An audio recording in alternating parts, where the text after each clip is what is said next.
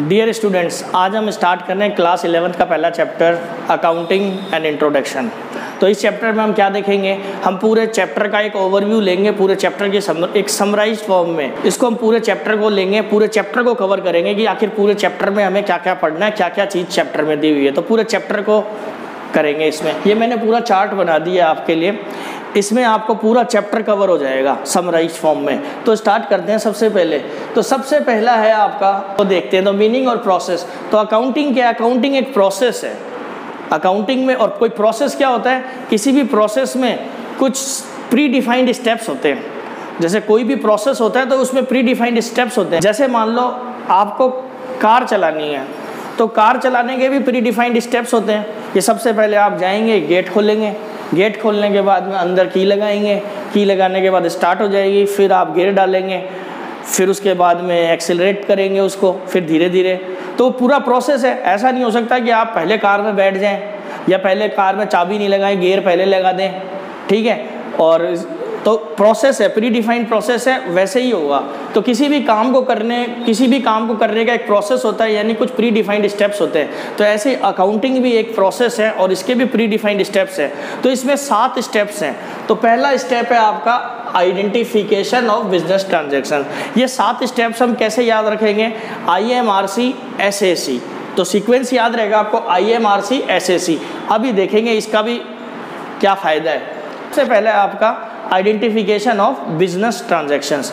तो सबसे पहला स्टेप तो क्या है अकाउंट्स का, कि बिजनेस के ट्रांजैक्शंस को आइडेंटिफाई करना, यानी पर्सनल ट्रांजैक्शंस को तो अलग रखना और बिजनेस के ट्रांजैक्शंस को अलग रखना। जैसे एग्जांपल के लिए देखते हैं, मिस्टर एक्स है, इसने गुड्स परचेज किए और इसने अपने घर का इलेक्ट्रिसिटी बिल पे किया।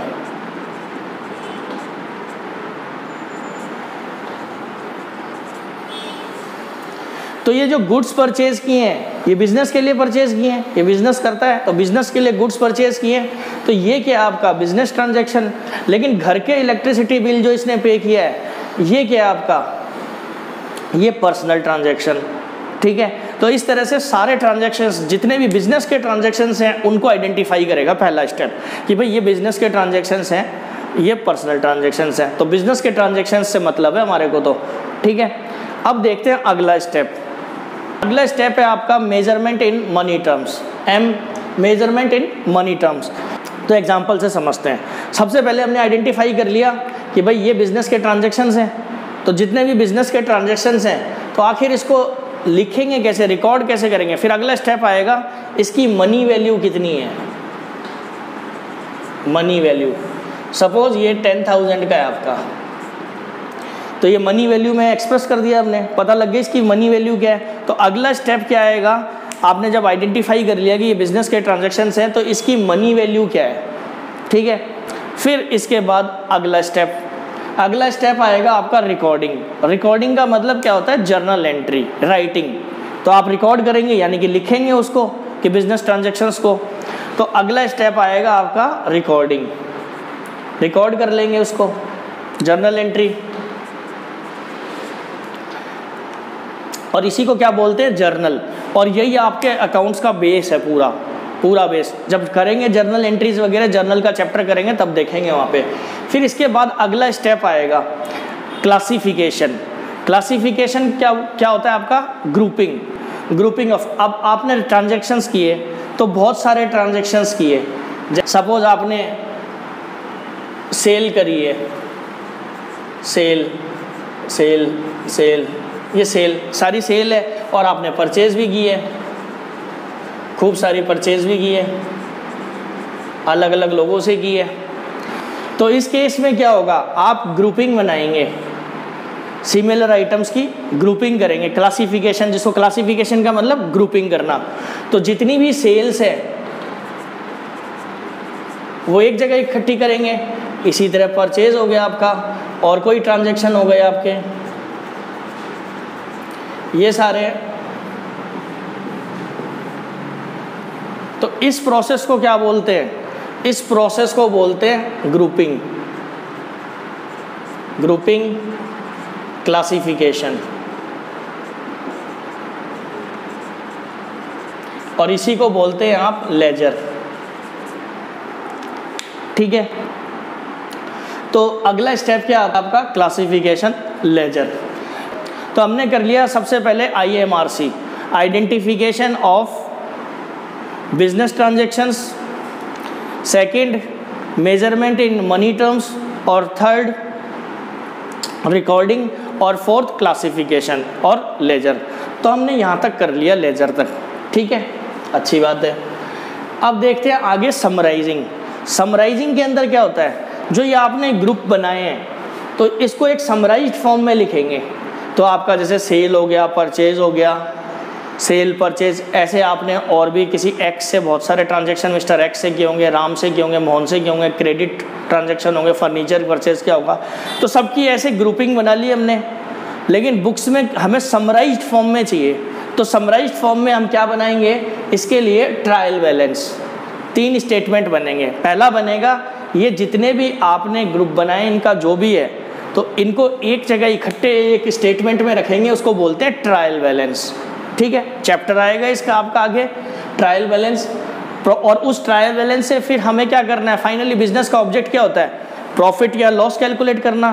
तो ट्रायल बैलेंस से हम इनकम और एक्सपेंसेस सारे समराइज्ड फॉर्म में आ गए। एक तो आपके इंडिविजुअल परचेज हो, सेल हो, परचेज हो, सेल हो, परचेज हो, खूब सारी बिखरी पड़ी है तो पता नहीं चलेगा। आपने कंसोलिडेट करके देख लिया कि हाँ टोटल सेल्स आपकी 5 लाख की है और टोटल परचेज 4 लाख की है, तो आपने डिफरेंस निकाल लिया प्रॉफिट कि 1 लाख का प्रॉफिट होगा। तो हम फिर क्या बनाएंगे? प्रॉफिट एंड लॉस अकाउंट और बैलेंस शीट। इसको हम देखेंगे बाद में, लास्ट में, ये आपके लास्ट चैप्टर्स होंगे तो आगे देखेंगे। फिर इसके बाद क्या होगा? अगला step analysis and interpretation. Analysis और इंटरप्रिटेशन में क्या आएगा आपका? एनालिसिस के अंदर ये देखेंगे कि आखिर फाइनली बिजनेस के रिजल्ट्स क्या हुए। ये आप पढ़ेंगे क्लास 12th के अंदर। 12th में आपके चैप्टर आएंगे ratio analysis, cash flow statement, एक पूरी बुक आई कंपैरेटिव कॉमन साइज स्टेटमेंट्स, पूरी बुक आएगी आपको, जो पार्ट 3 है आपका 12th में, एनालिसिस ऑफ फाइनेंशियल स्टेटमेंट्स। तो इसको उसमें हम क्या करते हैं? उसमें हम बिजनेस के ट्रेंड्स डिफरेंट रेशोज, बिजनेस की पास्ट परफॉर्मेंस, उसकी कंपैरेटिव स्टडी, ये सब चीज़ों की एनालिसिस करते हैं। ठीक है, अब देखते हैं इसके बाद क्या होगा। हमने एनालिसिस भी कर ली, फाइनली रिजल्ट भी। अब सब कुछ करने के बाद ये अपने पास रख के बैठ जाए तो फिर फ़ायदा क्या हुआ? भाई आपने कोई बढ़िया सी डिश बनाई, कोई मिठाई बनाई, बहुत बढ़िया, बहुत मेहनत की और बहुत बढ़िया मिठाई बनाई, तो अल्टीमेटली क्या करेंगे? बना के उसको रख देंगे, बस हो गया काम खत्म। फिर तो कोई ज़रूरत ही नहीं थी बनाने की। फिर आगे इसको सर्व भी तो करेंगे, तभी तो फ़ायदा है मिठाई बनाने का, नहीं तो मिठाई बनाने की ज़रूरत ही क्या थी। तो ये अकाउंटिंग इन्फॉर्मेशन जो इन्होंने बनाई है, इसको कम्युनिकेट करेंगे। कम्युनिकेट किसको करेंगे? यूज़र को। यूज़र को कम्युनिकेट करेंगे। ठीक है, तो यूजर्स जो हो सकते हैं अकाउंटिंग इंफॉर्मेशन के, वो 2 यूजर्स होते हैं आपके, एक तो एक्सटर्नल यूजर्स और एक इंटरनल यूजर्स। ठीक है, तो एक्सटर्नल यूजर्स के अंदर ये यूजर्स ऑफ अकाउंटिंग इंफॉर्मेशन, तो यूजर्स कौन होते हैं? एक्सटर्नल और इंटरनल यूजर्स। तो इंटरनल के अंदर कौन कौन आएगा? ओनर, बिजनेस के ओनर को इन्फॉर्मेशन चाहिए पूरी की पूरी, बिजनेस में प्रॉफिट हुआ, लॉस हुआ, क्या हुआ, बिजनेस की पोजीशन क्या चल रही है, कितनी असेट्स है, कितनी लायबिलिटीज़ है। मैनेजमेंट को day to day decision making के लिए डाटा चाहिए होता है। उसमें एम्प्लॉय को भी अकाउंटिंग इन्फॉर्मेशन चाहिए कि भाई हमें बोनस कितना मिलेगा, कंपनी का प्रोडक्शन कितना है, तो बोनस सैलरी हमें मिलेगी, कितनी मिलेगी, किस हिसाब से। इसी तरह एक्सटर्नल यूजर्स बैंक्स हैं, बैंक्स को भी चाहिए। कोई भी बिजनेस करता है तो उसको लोन की रिक्वायरमेंट होती है, तो बैंक कहता है कि अपने अकाउंट्स लेकर के आओ, अपनी ITR वगैरह लेकर के आओ। बैंक्स हो गए, लेंडर्स हो गए, अगर आपको लोन लेना है किसी चीज़, तो वो कहेगा अपने अकाउंट दिखाओ कि आपके कितनी असेट्स वगैरह है, कितना क्या है, उस हिसाब से मैं आपको लोन दूंगा या नहीं दूंगा। इसी तरह गवर्नमेंट, जैसे इनकम टैक्स डिपार्टमेंट है, आपको ITR वगैरह फाइल करनी पड़ती है, इनकम टैक्स रिटर्न्स फाइल करनी पड़ती है, GST रिटर्न्स फाइल करनी पड़ती है, और डिफरेंट जगह आपको गवर्नमेंट को अपनी अकाउंटिंग इन्फॉर्मेशंस प्रोवाइड करनी पड़ती है। तो गवर्नमेंट को भी अकाउंटिंग इन्फॉर्मेशन कम्युनिकेट करनी पड़ती है। इसके बाद क्रेडिटर्स हो गए, आपके क्रेडिटर्स को भी ज़रूरत पड़ती है। भाई क्रेडिटर्स कौन होते हैं आपके? जिनसे आप उधार माल खरीदते हैं, जिनसे आप सामान उधार खरीदते हैं, फिर बेचेंगे, फिर पैसे आएंगे तो इन्हें लौटा देंगे। तो मार्केट में क्रेडिटर भी कब पैसे देगा, वो चेक करेगा आपके अकाउंट्स की पोजीशन कैसी है, आपका स्टॉक बिकता है कि नहीं बिकता, कितना टाइम पड़ा रहता है, आपकी कैश पोजीशन कैसी है, वो सब कहाँ से पता चलेगा, आपके अकाउंट से। तो क्रेडिटर्स को भी अकाउंटिंग इन्फॉर्मेशन की ज़रूरत होती है। तो आते हैं वापस, तो ये हमने अकाउंटिंग का प्रोसेस किया पूरा। तो अकाउंटिंग प्रोसेस में क्या है, स्टेप्स हैं आपके IMRC, SAC। IMRC identification of business transaction, measurement in money terms, recording, classification, summarising, analysis and interpretation and communication to users. तो अब देखते हैं ये बुक कीपिंग क्या चीज़ है। तो बुक कीपिंग क्या है, मैंने इसीलिए कहा था ये IMRC, ये इतना जो पार्ट है आपका, ये कहलाता है आपका बुक कीपिंग। ये इतना जो पार्ट है आपका IMRC, ये कहलाता है आपका बुक कीपिंग। ठीक है, तो बुक कीपिंग क्या होता है, IMRC। यहाँ तक के स्टेप्स बुक कीपिंग, और ये इसके आगे के स्टेप पूरे, ये सारे स्टेप्स मिलाकर के क्या बनता है आपका अकाउंटिंग। ठीक है, तो बुक कीपिंग क्या होता है, बुक कीपिंग IMRC मैंने बताया। यानी बुक कीपिंग में कहाँ तक की स्टेज होती है, identification, measurement in money, classification, recording and classification. ठीक है, तो यहाँ पे आपका बुक कीपिंग खत्म हो जाता है। अब बुक कीपिंग जो होता है उसके लिए कुछ फीचर्स हैं बुक कीपिंग के। इसमें किसी स्पेशलाइज्ड स्किल की ज़रूरत नहीं होती आपको, किसी ऐसी एक्स्ट्रा नॉलेज की ज़रूरत नहीं होती। एक नॉर्मल 10वीं 12वीं का बच्चा भी उसको एक बार बता देंगे तो वो रूटीन जॉब होता है, उसका रूटीन नेचर का जॉब होता है, तो करता रहेगा, बस बार बार लिखना है उसको। सेल हो गई तो यहाँ रिकॉर्ड कर दिया, रजिस्टर के अंदर लिख लिया। या आजकल कंप्यूटर में तो टैली में एक टाइप की एंट्री डालता चला गया, सेल हुई, हर बार वही एंट्री रिपीट होगी। ठीक है, जूनियर स्टाफ परफॉर्म करता है इसको कौन परफॉर्म करता है, जूनियर स्टाफ। सीनियर स्टाफ नहीं करता इसको, क्लरिकल स्टाफ वगैरह जो जूनियर्स होते हैं छोटे, उनके द्वारा ये काम किया जाता है बुक कीपिंग का। तो बुक कीपिंग क्या होता है, बुक कीपिंग के अंदर अकाउंटिंग से पहले का बेस है। ये बुक कीपिंग नहीं होगी तो अकाउंटिंग हो ही नहीं पाएगी। ये बुक कीपिंग कहाँ तक है, ये नहीं होगा तो ये आगे का हो ही नहीं पाएगा। स्टेप बाय स्टेप है प्रोसेस। ठीक है, तो ये हमने देखा बुक कीपिंग। तो बुक कीपिंग में आप याद रखेंगे IMRC। ठीक है, यूजर्स हमने कर लिए। अब देखते हैं टाइप्स ऑफ अकाउंटिंग। तो टाइप्स ऑफ अकाउंटिंग में आपकी है फाइनेंशियल अकाउंटिंग, कॉस्ट अकाउंटिंग और मैनेजमेंट अकाउंटिंग। ठीक है, तो फाइनेंशियल अकाउंटिंग का ऑब्जेक्ट क्या होता है, फाइनेंशियल अकाउंटिंग किस लिए बनी, फाइनेंशियल अकाउंटिंग तो हम पढ़ ही रहे हैं, तो फिर इनकी ज़रूरत क्यों पड़ी कॉस्ट और मैनेजमेंट की। तो देखो भाई, फाइनेंशियल अकाउंटिंग के अंदर क्या होता है, फाइनेंशियल अकाउंटिंग में ये बताता है कि ओवरऑल बिजनेस को प्रॉफिट हुआ या लॉस हुआ फाइनली, और कोई इन्फॉर्मेशन नहीं देता, सिर्फ प्रॉफिट या लॉस की इन्फॉर्मेशन देता है, इंडिविजुअल प्रोडक्ट वाइज इन्फॉर्मेशन नहीं देगा आपको। तो आपको पता है कि अगर आपको अपना प्रोडक्ट बेचना है, आपको कुछ भी, अगर आपको बिजनेस कर रहे हो अपना प्रोडक्ट बेचना है, तो सबसे पहले आपको अपनी कॉस्टिंग मालूम होनी चाहिए। भाई आपको अपनी कॉस्ट मालूम होनी चाहिए, तभी तो उसमें अपना प्रॉफिट मार्जिन ऐड करोगे। सपोज आप चाहते हो कि 10% प्रॉफिट अर्न करना चाहते हो कि बिजनेस में हमें 10% मिले, ठीक है, तो आपको कॉस्ट मालूम होगी तभी तो आप ऐड करोगे उसमें 10%, तो सेलिंग प्राइस बनेगी आपकी। तो इसलिए कॉस्ट के लिए तो फाइनेंशियल अकाउंटिंग तो आपको सारा डाटा दे देता है फुल फाइनल, और प्रॉफिट और लॉस बताता है ओवरऑल पूरे ईयर का। तो इसलिए कॉस्ट अकाउंटिंग की ज़रूरत पड़ी। जो मैन्युफैक्चरिंग इंडस्ट्रीज़ है, जितनी जहाँ मैन्युफैक्चरिंग होती है वहाँ पे कॉस्ट अकाउंटिंग की ज़रूरत पड़ती है। ठीक है, तो क्यों, क्योंकि वहाँ पे प्रोडक्ट की, गुड्स या सर्विस, दो ही चीज़ मैन्युफैक्चर कर रहे होंगे। आप अपने पैसे कहाँ खर्च करते हैं, या तो गुड्स पे करते हैं, गुड्स क्या होती है जिनका फिजिकल एग्जिस्टेंस होता है जो दिखती है, या सर्विसेज पे पैसा खर्च करते हैं, जैसे इलेक्ट्रिसिटी का बिल दिया आपने तो वो क्या है, सर्विस है, स्कूल की फीस है, सर्विस है, वहाँ से आप कुछ लेके थोड़ी ना आते हो। तो आप जो खर्च करते हो तो वही बाहर इनकम है बिजनेस की। तो बिजनेस क्या जनरेट करता है, गुड्स या सर्विसेज। तो गुड्स और सर्विसेज जनरेट करने की जो कॉस्ट आएगी, उस कॉस्ट की कैलकुलेशन कैसे हो, कॉस्ट ऑफ प्रोडक्ट क्या हो, उसके लिए सब्जेक्ट बना एक नया डेवलप हुआ कॉस्ट अकाउंटिंग। अब आते हैं मैनेजमेंट अकाउंटिंग। तो मैनेजमेंट अकाउंटिंग क्या है, ये मैनेजमेंट को हेल्प करता है day to day decision making. आपको पता है बिजनेस को मैनेज करने के लिए बिजनेस के जो मैनेजर्स होते हैं, जो बिजनेस का स्टाफ है, जो सीनियर स्टाफ है, उसको प्लानिंग करनी पड़ती है कि क्या काम कैसे होगा, उसको सेल्स कितनी है, हमारा फ्यूचर का बजट कितना रहेगा, हमारी पास्ट की परफॉर्मेंस, बहुत सारे इन्फॉर्मेशंस की ज़रूरत पड़ती है अपने day to day decision making के लिए भी और फ्यूचर डिसीजन मेकिंग्स के लिए भी, तो उसके लिए अकाउंट हेल्प करता है। तो ये बेसिकली मैनेजमेंट अकाउंटिंग क्या है, इन दोनों का मिक्सचर है, इन दोनों से मिक्स करके बनाया मैनेजमेंट अकाउंटिंग। इसमें फाइनेंशियल अकाउंटिंग की इंफॉर्मेशंस भी आती है और कॉस्ट अकाउंटिंग की इंफॉर्मेशंस भी आती है। दोनों को मिक्स करके इन एनालिटिकल डिसीजन मेकिंग के लिए, जैसे बजट्स हो गए, स्टैंडर्ड कॉस्टिंग, तो वो आप एडवांस लेवल की चीज़ें बीकॉम वगैरह में पढ़ेंगे। तो ये मैनेजमेंट अकाउंटिंग मैनेजमेंट को हेल्प करने के लिए एक अलग से अकाउंटिंग का ब्रांच बनी, आपकी अकाउंटिंग की ब्रांच बनी मैनेजमेंट अकाउंटिंग। तो ये हो गए आपके टाइप्स ऑफ अकाउंटिंग। अब देखते हैं आपका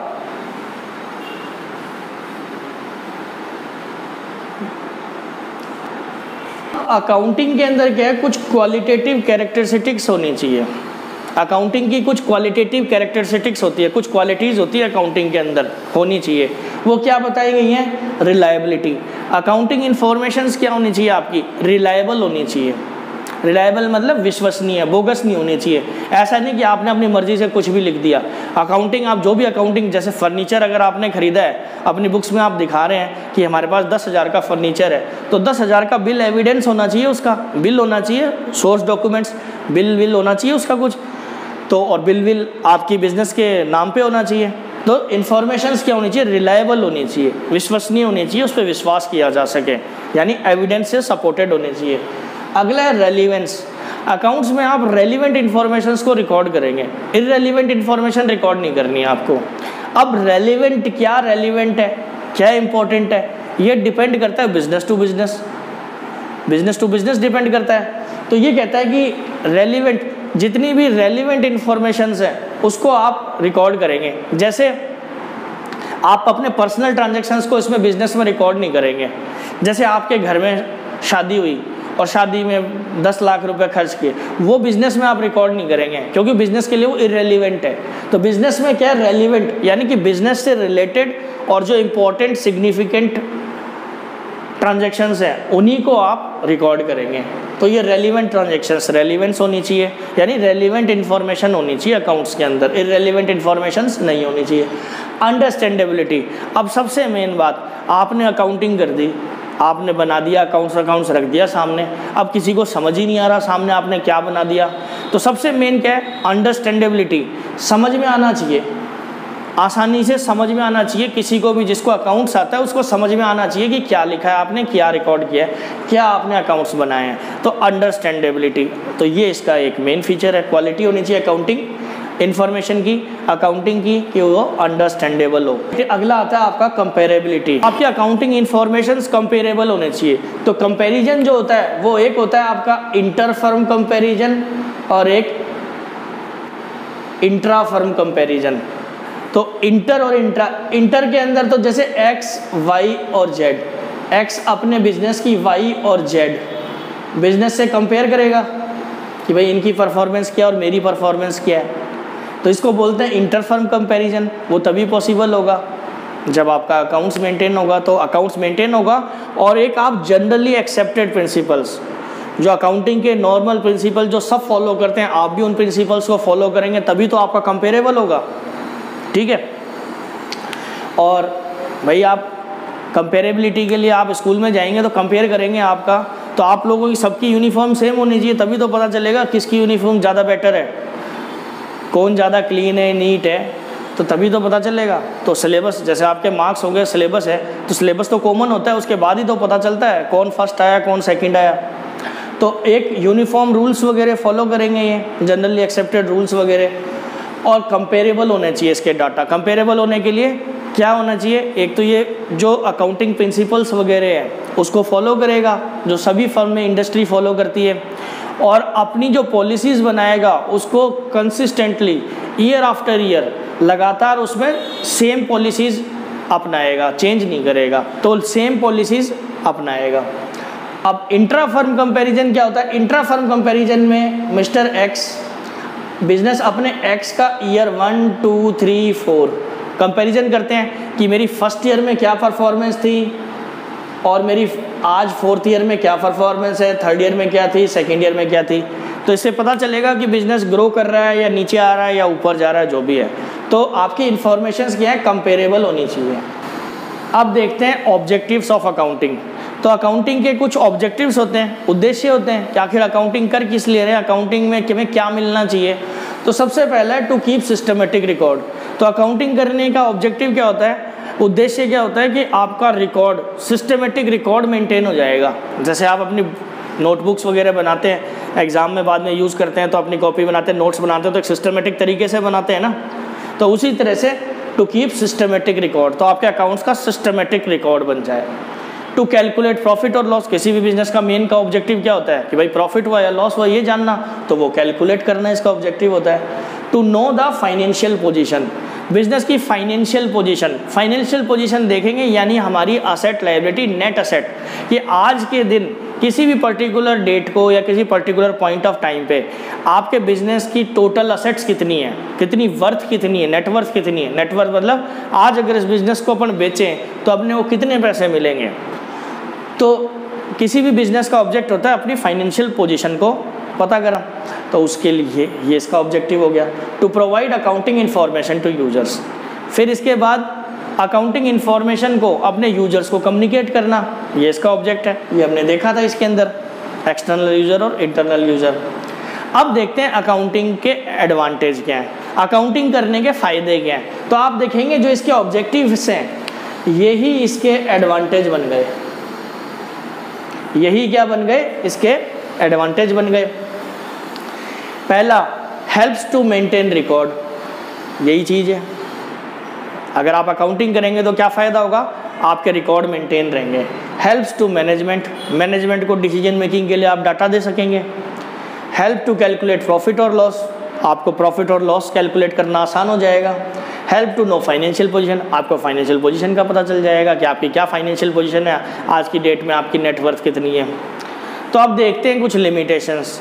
अब जैसे कोई भी सब्जेक्ट हो उसके एडवांटेज होते हैं तो उसकी लिमिटेशंस भी होती है। कोई भी चीज़ हो जैसे उसके गुण होते हैं तो उसके अंदर कुछ अवगुण भी होते हैं। कोई चीज़ ऐसी नहीं है जिसके अंदर उसकी कोई लिमिटेशन नहीं हो। तो अकाउंट्स की भी अपनी कुछ लिमिटेशन है, ठीक है। तो वो देखते हैं लिमिटेशंस। नॉट फुल्ली एग्जैक्ट, तो अकाउंट्स क्या है, फुल्ली एग्जैक्ट नहीं होता, यानी इसमें कई बार हमें क्या है, एस्टिमेट्स, हमें अनुमान लगाना पड़ता है, एस्टिमेट लगाना पड़ता है, ठीक है। कुछ एस्टिमेट्स का यूज़ करते हैं। जैसे मान लो सपोज प्रोविजन बनाते हैं। जैसे मान लो हमने सेल करी, बिजनेस ने क्रेडिट सेल उधार बेचा, माल 10 लाख का माल उधार बेचा अलग अलग कस्टमर्स को। तो अब होता ही है बिजनेस के अंदर कि कुछ पैसे डूब जाते हैं, कुछ कस्टमर्स पैसा नहीं देते। तो ये बिजनेस को तो नहीं पता ईयर एंड में, क्योंकि हमने तो दे रखा है उनको 15 दिन का टाइम। अब 15 दिन अगर कोई और मार्च में हम अपना अकाउंट क्लोज कर रहे हैं 31 मार्च को, अगर कोई 30 मार्च को सामान लेके गया है, सामान तो पूरे साल बेचेंगे ना, 30 मार्च को और 15 दिन का टाइम दिया है, 15 दिन 20 दिन का, तो उसका टाइम तो अप्रैल में एक्सपायर होगा, पर अकाउंट तो मैं 31 मार्च को क्लोज करने होंगे। तो ऐसे बहुत सारे कस्टमर्स होंगे, तो हमें एक एस्टीमेट लगाना पड़ेगा। एक्चुअल तो हमें तभी पता चलेगा 20 तारीख को जाकर के, 19-20 तारीख को, कि कितने लोगों ने पैसे नहीं दिए, कितना लॉस होगा हमारे को, कितने बैड डेब्ट्स होंगे, लॉस हो जाएगा। लेकिन हमें तो 31 मार्च को अकाउंटिंग करनी है, तो एक्चुअल तो हमें पता नहीं है, तो हम क्या करेंगे, एस्टीमेट लगाएंगे, पास्ट एक्सपीरियंस के बेसिस पर लगाएंगे कि हर साल हम पैसा हम सेल करते हैं तो सेल का 5%, 10%, 2% पैसा डूब जाता है हमारे को, तो वो हम प्रोविज़न बनाएंगे। तो वो एग्जैक्ट तो होगा नहीं, क्योंकि एक्चुअल परफॉर्मेंस तो कुछ भी हो सकती है, ज़्यादा भी हो सकती है, कम भी हो सकती है। तो इसलिए कहते हैं accounting is not fully exact, fully exact नहीं होती, ये कहते हैं लिमिटेशन, बट 99% एग्जैक्ट ही होती है।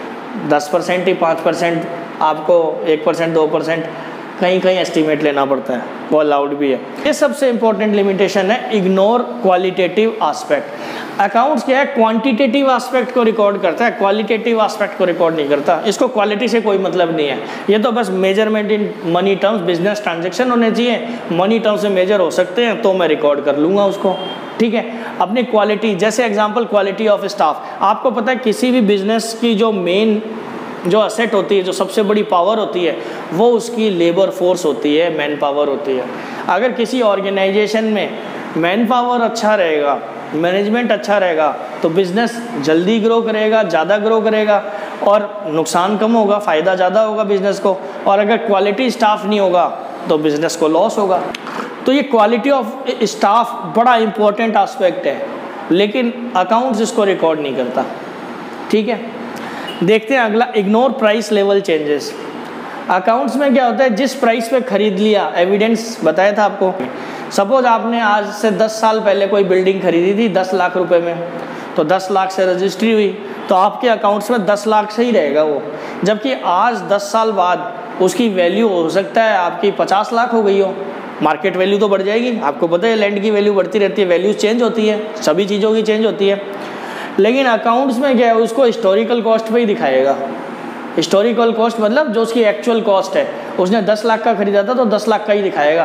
5 साल बाद भी, अगले 10 साल बाद भी, 20 साल बाद, चाहे प्रॉपर्टी मार्केट वैल्यू, इसकी मार्केट वैल्यू सपोज आपने खरीदा था जब था 10 लाख का, और इसकी अब मार्केट वैल्यू 20 लाख हो जाए, चाहे 50 लाख हो जाए, चाहे 1 करोड़, कोई फ़र्क नहीं पड़ता, ये तो 10 लाख पे ही दिखाएगा। तो ये इसकी लिमिटेशन है कि प्राइस लेवल में जो चेंजेस होते हैं उसको ये कंसीडर नहीं करता। ठीक है, इसके बाद है window dressing, manipulation. Window dressing में क्या आता है आपका, जैसे आप भी देखो किसी शादी वादी फंक्शन में कहीं भी जाते हैं तो बड़ा मेकअप करके जाते हैं। मेकअप करते नहीं करते, किस लिए करते हैं, क्योंकि आप अपने आप को दिखाना चाहते हैं, जो नहीं है वो दिखाना चाहते हैं। बड़ा फेयर एंड लवली ववली लगा के जाते हैं कि ताकि पता ना चले असली। ठीक है ना, जाते नहीं जाते, क्यों, क्योंकि आप दिखाना चाहते हैं, जो हैं उससे बहुत बढ़िया दिखाना चाहते हैं। तो ऐसे ही विंडो ड्रेसिंग अकाउंट में होती है। विंडो ड्रेसिंग वर्ड लिया हुआ है बिजनेस में। जैसे आप शोरूम्स में जाते हैं तो बाहर आप जब रास्ते से गुजरते हैं तो शोरूम्स में देखते हैं कि शोरूम के अंदर बहुत बड़ा वो लगा हुआ होता है फ्रेम, और बाहर डमी लगी होती है, उसमें ड्रेस लगी हुई होती है बढ़िया, उसको देख के बड़ी अट्रैक्टिव होती है, उसको देख के आपका मन कर जाता है। आप दुकान में घुसते कैसे हैं, आप बाहर का वो देखते हैं बाहर से कैसा है, उसके बाद सोचते हैं बड़ा अच्छा होगा और अंदर चले जाते हैं, वॉक इन करते हैं। ऐसा ही तो होता है। तो वो विंडो के अंदर वो जो ड्रेसेस वगैरह लगा के रखते हैं वो बड़ी अट्रैक्टिव लगा के रखते हैं। अंदर माल कुछ भी हो, बाहर बड़ा बड़ा वो दिखाएंगे, अंदर चाहे कुछ हो ही नहीं, अंदर सब लोकल माल हो, बाहर ब्रांडेड लगा के रख देंगे बढ़िया से। तो विंडो ड्रेसिंग, तो ऐसे ये अकाउंट्स के अंदर भी विंडो ड्रेसिंग करते हैं, मैनिपुलेशंस करते हैं, यानी कि घपलेबाजी। ठीक है, मैनिपुलेशन आप क्या करते हैं, अपने अकाउंट्स में अपने प्रॉफिट्स को बहुत ज़्यादा करके दिखाते हैं। कैसे दिखाएंगे, आप एक्सपेंसेस को रिकॉर्ड नहीं करते, आप सेल ही सेल दिखा देते हैं, परचेज दिखाते ही नहीं है। तो उससे क्या होगा, प्रॉफिट बढ़ जाएगा, परचेज कम दिखाते हैं, परचेज इसी तरह एक्सपेंसेस होते हैं, आप एक्सपेंस से रिकॉर्ड नहीं करते हैं, आप झूठ मूठ में सेल दिखा देते हैं, अर्निंग दिखा देते हैं। अकाउंट से अपने हाथ में लिखना है, जैसा लिख देंगे वैसा बन जाएगा, फ़ोटो बनानी है अपने को। तो अकाउंट तो आप ये मान लो कि आपके हाथ में पेन है, आपको जैसी फ़ोटो बनानी है, आपको अगर एलिफेंट बनाना है तो एलिफेंट बना लो, आपको कैट बनानी है तो कैट बना लो, जो चाहे बना सकते हो आप। तो ये मैनिपुलेशन का स्कोप होता है, इसकी लिमिटेशन से कहते हैं कि अकाउंट्स के अंदर लिमिटेशन क्या है, मैनिपुलेशंस करते हैं लोग, और रियल में करते भी हैं। आप लोग भी जब आगे जा कर के CA बन जाओगे, आप बड़े लेवल पे काम करोगे, तो वहाँ आप लोग भी मैनिपुलेशन ही करोगे। वहाँ पे यही होता है, बिजनेस में होता है क्या, मैनिपुलेशन ही तो करते हैं वो लोग। ठीक है, तो ये हो गया विंडो ड्रेसिंग, मैनिपुलेशन। तो ये आपका पूरा जो चैप्टर है, ओवरऑल पूरा चैप्टर मैंने एक कवर किया है समरी फॉर्म में, और आपका एक पूरे चैप्टर का चार्ट भी बन गया है। तो आप इसको नोट कर सकते हैं आराम से, ताकि एग्ज़ाम में भी आपको ये काम आएगा। समरी आपको रिवीजन करेंगे तो फट से ये देखते ही रिवीजन हो जाएगा। अब अगले वीडियो में मैं ये चीज़ें थोड़ी लिखवा भी दूंगा आपको, ये रिकॉर्डिंग, आइडेंटिफिकेशन, बुक कीपिंग, ये सारी चीज़ें थोड़ी हम लिख भी लेंगे, नोट डाउन भी कर लेंगे, तो नेक्स्ट वीडियो में देखेंगे। इस वीडियो में ये मेरा ऑब्जेक्ट था इस वीडियो में कि आपको पूरे चैप्टर का एक गो थ्रू करवा दिया जाए, पूरे चैप्टर का एक रिवीजन करवा दिया जाए, क्विक रिवीजन, जिससे आपको सारी चीज़ें क्लियर भी हो जाए और आपके नोट्स भी बन जाए। तो अब आप ये सारा चार्ट जो है अपनी कॉपी में, नोटबुक में नोट कर लीजिए, स्क्रीन को पॉज करके। ठीक है, तो आप इसे नोट कर लीजिए।